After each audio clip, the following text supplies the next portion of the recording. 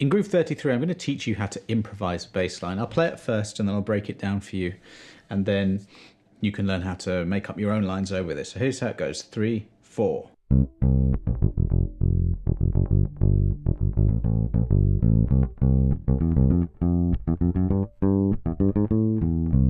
Let's learn that first up. So we've got dun, dun, ba, da, ba. We've got that rhythm that features a lot. So it's 1 and 2 and 3 and.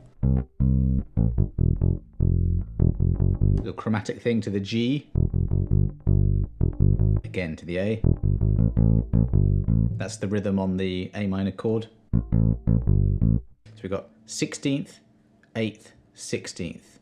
Da, da, da. Again, subdivide the beat into your 4/16ths. So the first 16th is the first one. The second 8th lasts for the second and the third 16th. It's quite hard to explain. And then you have the 4th 16th at the end. So it's da, da, da. If you just slow it down, da, da, da, you got da, da, da, da. And that's part of internalizing these rhythms, which you hear a lot in funk music, a lot in soul, R&B, and Motown, these 16th rhythms, note rhythms. So let's go from the beginning.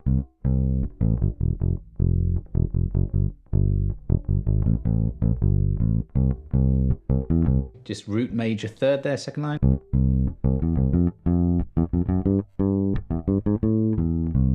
At the end there.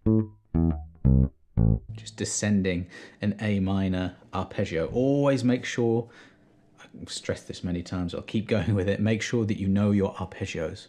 But not only that, you know, we've got our A minor 7 here.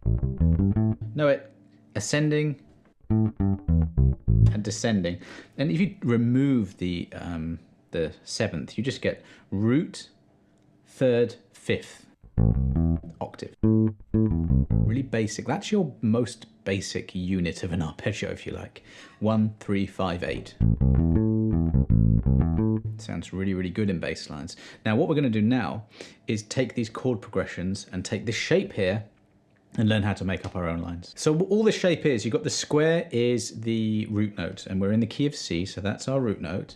And then what I've done is just, wherever you see the letters, that is the chords that we have here. We've got C, F, G, A minor. Those are the chords of this little bass line, okay? What I want you to do is to make up a bass line using those notes as the one that you have to target. You've got to go C for 2 beats, F for 2 beats. You know, when you've got 2 chord symbols in one bar, and the bar is 4/4 like this. The first one lasts for 2 beats, next one for another 2 beats.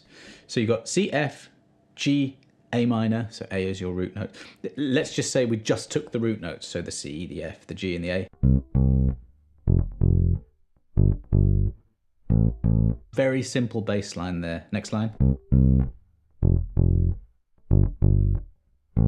It's the same, it's that twice, okay? Now this is all about how to inject a little bit more into there. The other notes that aren't written with the notes in the diagram are just the notes of the C major scale. So if you go from the square, from the C, and go upwards, you got, and let's go down from there. It's just all the notes that are here of C major. And let's say we want to go from C to F.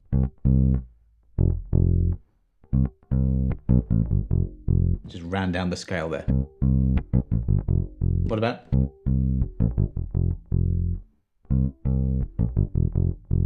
Let's go up to the F. Sounds like the Joker a bit. You know that bass line, Steve Miller Band? F, A, G. Just using all these notes to put a little bit more meat on the bone, if you like, to put more notes than just root notes. Root notes are very important for bass players, but you've got notes from the scales, and don't forget that you do have the individual arpeggios. That's your C major arpeggio, which you should know up, and then also down as well. You know, for F major, G major, A minor. So you should know the individual arpeggios, and then you have a little pattern like this, and you can start to make up lines. Let's keep things simple. Let's just do whatever the root note is, and then the third. So C, F, G, A minor, is A to C. So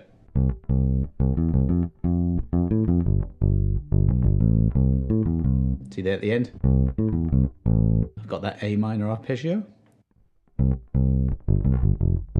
C, just doing fifths.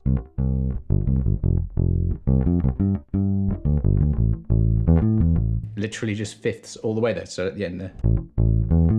Root 5 octave. I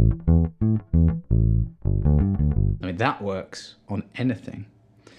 Let's do that with a combination of some of the notes from the scale to maybe make things sound a little bit more melodic.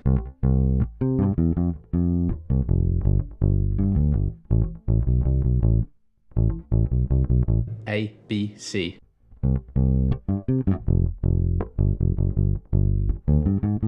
Little chromatic movements.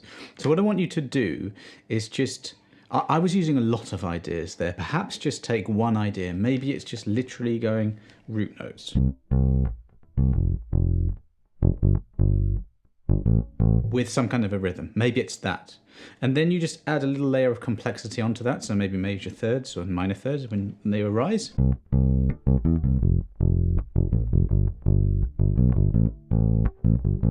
Maybe fifths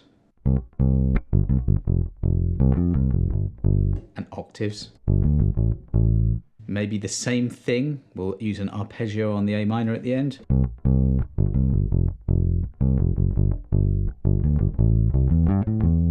I couldn't resist a little chromatic movement into there. And on the A minor, just because it doesn't say 7, by the way, you can put the 7th in if you want.